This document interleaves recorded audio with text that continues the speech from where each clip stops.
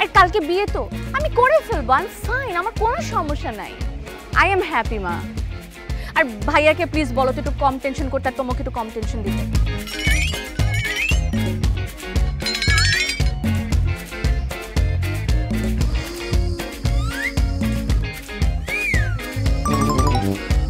খোদা হাফেজ, রাখছি।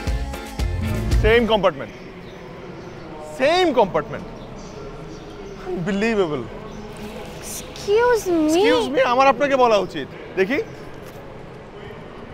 42 সিট নাই, আর দুনিয়াতে কি আর সিট নাই? 42 কেন, 43। আল্লাহ, ওয়াই আমার সারাটা রাস্তাইকে ঝেলতে হবে? আপনি ওই ছেলেটা না যেটা সামান্য টি শার্টের জন্য শোরুমে ওদিন আমার সাথে টানাটানি করলেন, তারপর সিনক্রেট করলেন? আর সিনক্রেটটা না আমি করি না, সিনক্রেট করতে সিনক্রেট আমি করেছিলাম, হ্যাঁ, কিন্তু সিনক্রেট করতে আপনি আমাকে সহযোগিতা করেছেন হুদাহুদি।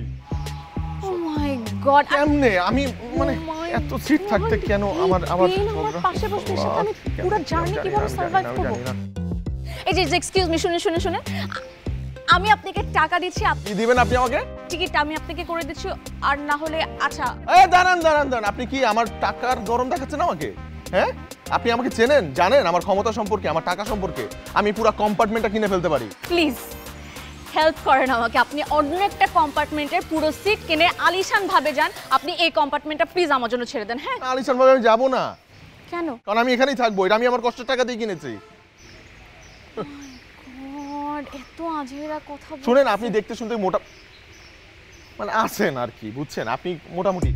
এক্সকিউজ মি, অপমান করি না আপনাকে, বলছি আপনি ভালো বলি নাই, মানে মোটামুটি আছেন। আপনি যদি কোন একটা ছেলেকে গিয়ে রিকোয়েস্ট করেন প্লিজ আপনি আমার সিটে এসে বসেন, সে আসবে। অথবা সে যদি আপনার কথায় না আসে তাহলে আমি আমার সুন্দর ব্যবহার দিয়ে তাকে বলবো প্লিজ আপনি একটু আসবেন, এই ঝগড়া বেটির সাথে আমি কথা বলতে চাই না, থাকতে চাই না। আপনি থামেন, অনেক কথা বলছেন, ওই দিনও বলতেছিলেন, আজকেও বলতেছেন, কোনো চেঞ্জ নাই। আপনি প্লিজ এখান থেকে যান তো।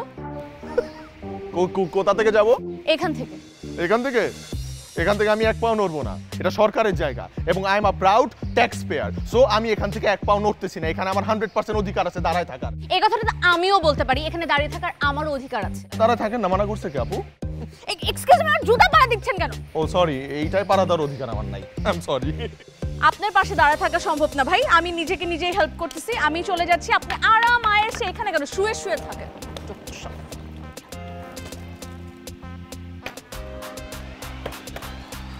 আর একটু সামনে গিয়ে দাঁড়ান না, ট্রেন আসলে পড়ে যাবেন। আরে এত দূরে এসে কথা বলছেন কেন?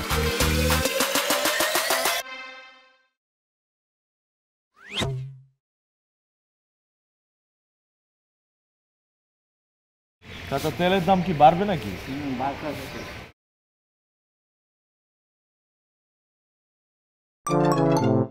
ট্রেন কখন আসবে?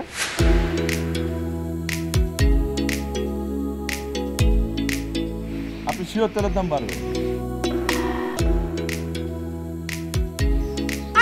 বারবার এদিকে কি অন্যদিকে তাকায় থাকেন?